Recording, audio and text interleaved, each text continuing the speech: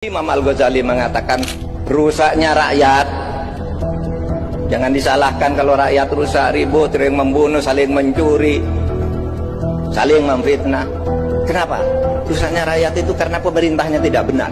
Kita lihat tadi berita di media termasuk Tribun tadi pasti memberitakan di jaringan Tribun bahwa utang luar negeri Indonesia jatuh tempo itu persis ketika Prabowo menyusun kabinetnya di bulan Oktober itu. Ada nggak yang sudah dapat buku ini Gibran Next President?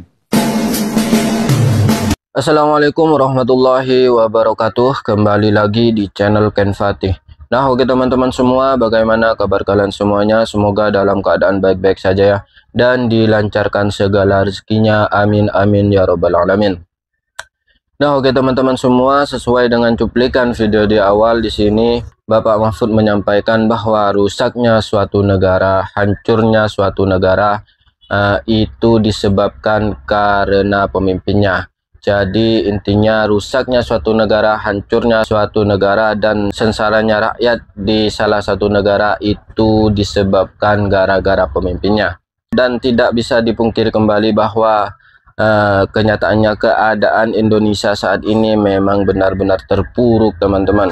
Ekonomi semakin merosot dan lapangan pekerjaan tentunya sangatlah sulit. Hampir 100% rakyat Indonesia nyatanya masih banyak yang menganggur dan masih banyak yang belum mendapatkan pekerjaan.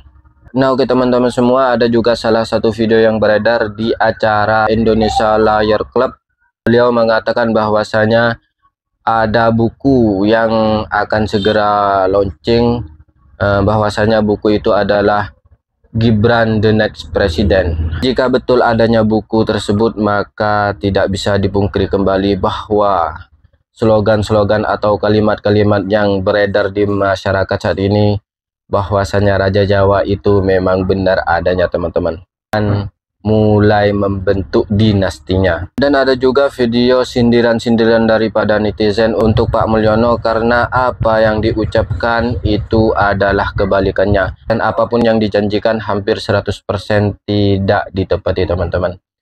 Nah, oke teman-teman semua, tanpa perlu berlama-lama kita langsung saja ke videonya.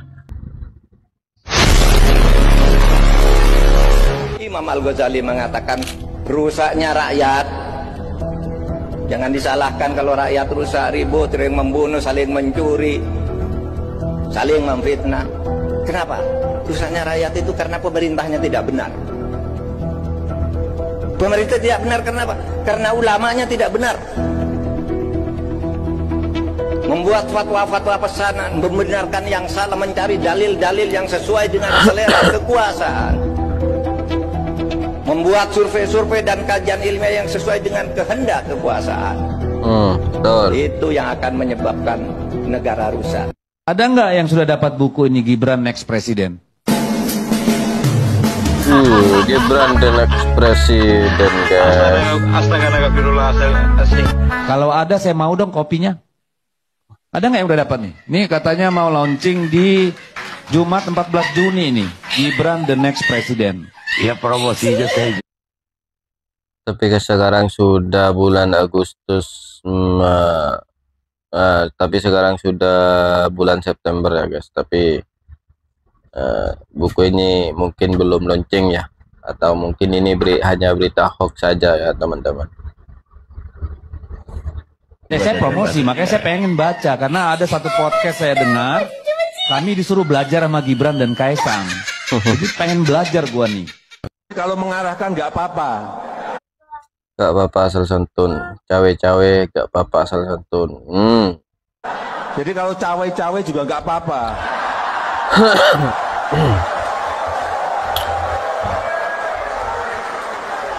Karena kan di keluarga kita sendiri kan.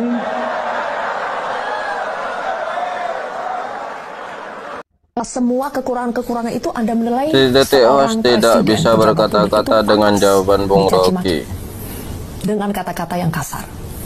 Tidak pantas, tidak pantas. Artinya biarkan dia lakukan kejahatan terus-menerus. Tunggu, tidak pantas, tapi Anda kan sudah melakukan. Karena itu saya balik kalimatnya. Kalau tidak pantas artinya dia boleh melakukan kejahatan tanpa verifikasi publik. Kan cari lagi itu verifikasi terhadap kebijakannya.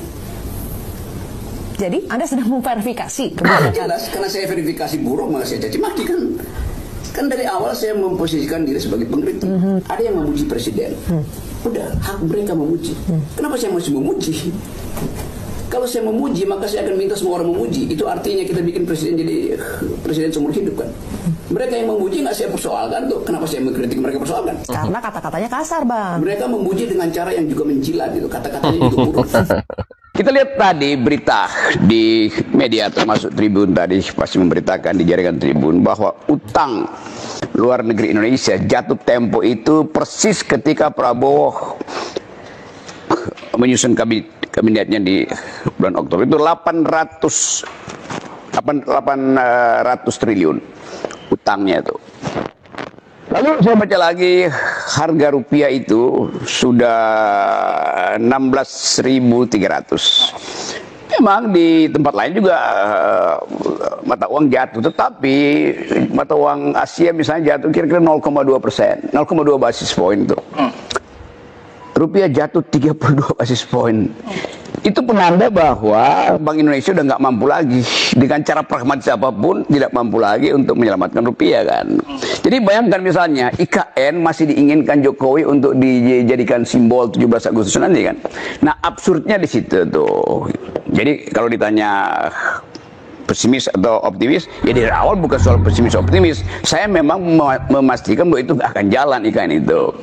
Kalau kita ingat kata people power, itu mengingatkan kita pada sebuah peristiwa di alun-alun kota Paris di 1789 di jam 10 pagi ketika Raja Louis XVI kepalanya ditenteng oleh seorang rakyat setelah dipenggal oleh pisau gilotin karena raja itu koruptor. Saya lihat selama ini people powernya tertib kok, tertib dan kondusif dan sepi juga. Emang ada people power tertib dan kondusif? Ya people-nya cuma segitu, Mbak.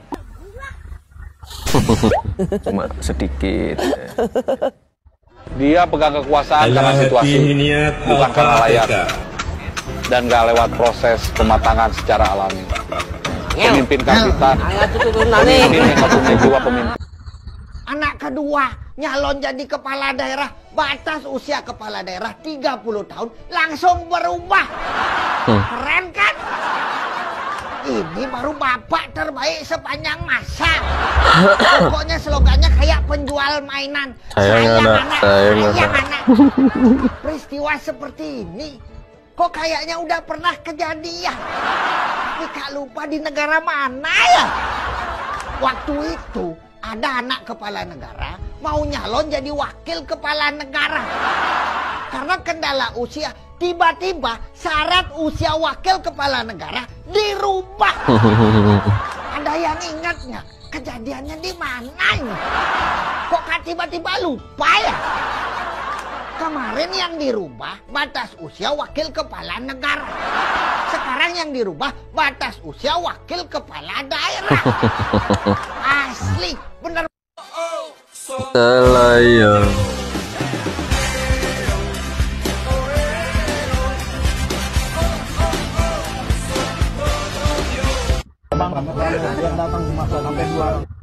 Pura-pura bertanya balik hanya buat menutupi lambannya daya pikir.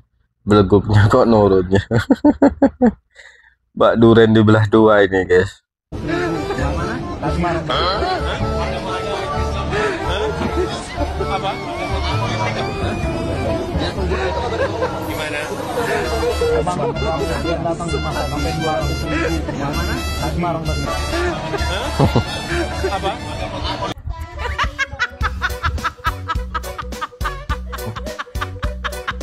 Duren minta mainannya boleh. Juli nanti mulai agak meroket itu September, Oktober, pas November Desember. Kok kebalik Pak, ekonominya nyusep, dinastinya meroket. Indonesia meroket hutangnya, meroket impornya, meroket pajaknya, meroket biaya pendidikannya, meroket biaya kesehatannya. Maka meroket pula beban rakyatnya. Dan atas keberhasilan yang besar, kusematkan penghargaan untuk istriku, anakku dan mantuku. Dan kan kuberikan pangkat bintang 4 untuk penerusku dan bintang 7 untuk rakyatku. Kemarin memang targetnya kan Juli, tetapi coba lihat PKN seminggu tiap hari hujan terus banget. Jadi memang pekerjaan banyak yang mundur dan itu biasa dalam proyek besar. Paling nanti di 17 Agustus ini kalau dihitung semuanya secara keseluruhan 15%. Setelah datang dari Korea beberapa bulan yang lalu 30 investor, dari Jepang kurang lebih 40 investor, dan dari Singapura 100. Ini saat melakukan pidato tanpa ditanya wartawan, guys. Kita lihat nanti yang nomor 2 gimana. 20 investor sudah ke sini, jauh-jauh mereka ke sini, pasti ada kalkulasinya, pasti ada hitung-hitungannya. Kemarin juga saja dari Uni Emirat Arab ya, datang. Setelah datang langsung ngomong saya. Artinya apa? Tertarik. Sejauh ini progres asing di KNK untuk operasi pembangunan seperti apa? Sampai saat ini belum ada. Tapi saya yakin bahwa setelah investor di dalam negeri bergerak semakin banyak setiap bulannya, investor dari luar akan segera masuk. Kita lihat aja nanti, pasti.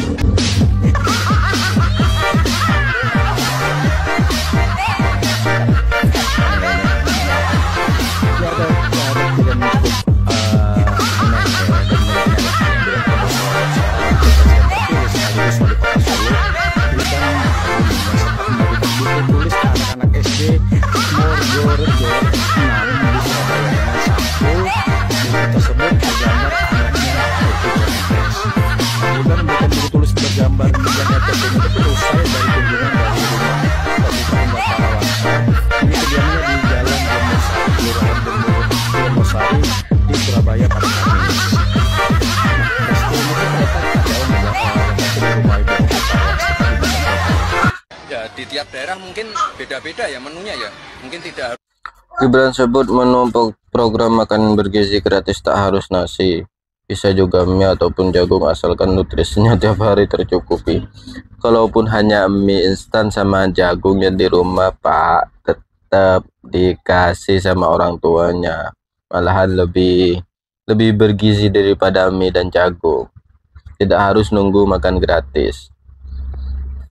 Terus semuanya nasi, tidak harus setiap hari nasi, mungkin ada mie, ada jagung, nggak apa-apa, nggak masalah, asalkan sekali lagi kebutuhan nutrisi gizi tiap hari tercukupi. Ini kalau di Tangerang ada anunya apa, tiap menu di breakdown, nasi kalorinya berapa, gram-gramannya berapa, SD SMP gramnya beda, gramasinya beda. Jadi saya kira yang harus digarisbawahi adalah kebutuhan nutrisinya di tiap menu. Mulai muncul. Pak Jokowi sudah beberapa kali belusukan ke pasar, tapi apa yang terjadi? Harga-harga barang justru malah semakin meroket. Nah, betul juga ya guys, ini malah mau dilanjutin sama anaknya. Lanjut saja guys. Khawatir lali ya.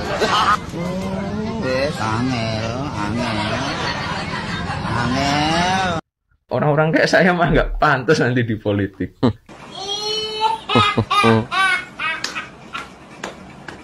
Makanya pantasnya untuk punya bisnis saja. Saya percaya bahwa partai politik penting dalam pemilihan presiden. Saya terima nikah dan jodohnya Kahiyang Ayu binti Joko Widodo dengan mas kawin seperangkat alat sholat dan emas 80 gram dibayar tunai. Jabatan politis itu orang harus punya popularitas dulu ya. Popularitas saya waktu itu udah tinggi. Pas dilihat popularitasnya tinggi, kenapa? Pasti karena sebagai menantu presiden. Selentingan keluar duet Pak Prabowo dan Mas Gibran dijodohkan. Itu aja juga didengerin. Ada dua kriteria di Sandra di Medan. Pertama umur, yang kedua baru 2 tahun aja. Jadi wali kota. Yang logis saja lah. Pokoknya apa yang diomongin adalah kebalikannya, guys. Fakta. Gibran pernah bicara nggak Pak ke Bapak soal jadi cawapres? Bicara sebagai cawapres dan sebagainya, udah pernah diskusi? Ya orang tua itu hanya tugasnya mendoakan dan merestui. Saya dari awal itu saya nggak pernah berpolitik, nggak pernah ikut tim sukses. Mengusulkan dan mendukung Mas Gibran Rakabuming Raka untuk kita pasangkan dengan Pak Prabowo sebagai bakal calon presiden Republik Indonesia.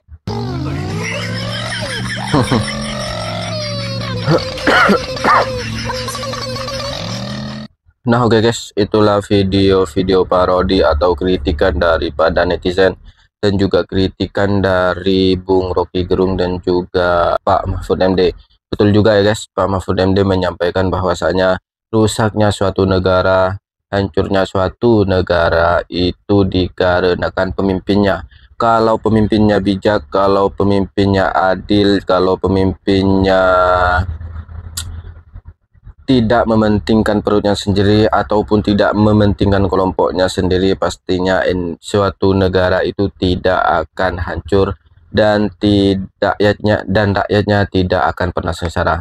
Kita lihat saja buktinya di Konoha ini guys. Semakin hari semakin tahun malah pengangguran semakin banyak.